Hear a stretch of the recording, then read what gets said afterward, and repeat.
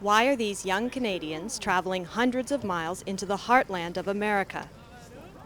This wasn't a typical summer trip, but a mission with one purpose: to pray and fast for the destiny of their generation. The impact, they believed, could be global. Instead of doing our own thing as a nation, we needed to combine with the United States for something that I believe will have effect not just for the United States, but will actually have effect for the entire Western world. The Canadian youth joined 70,000 people from across North America who journeyed to Titan Stadium in Nashville, Tennessee on July 7, 2007 for the Call, a day of fasting and prayer for the destiny of America.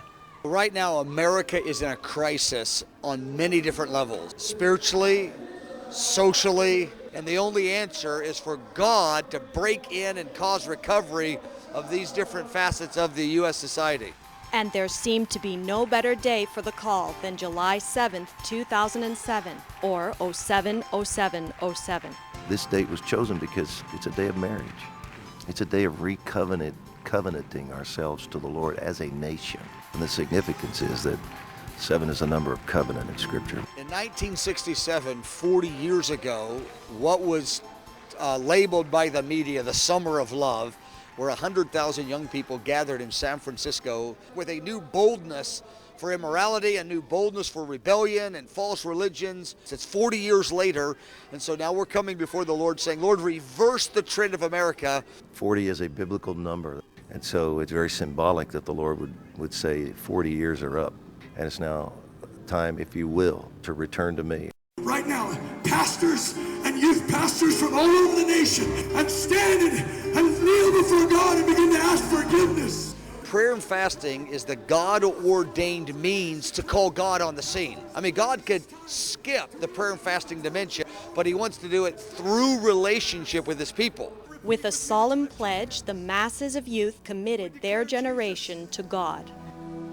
By your grace, we return to you.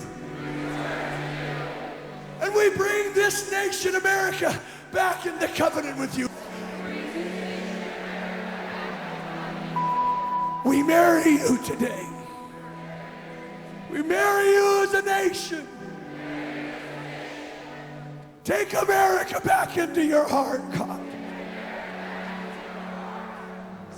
3 young couples chose to make their wedding vows in ceremonies right on the field to symbolize the rededication of their nation to God.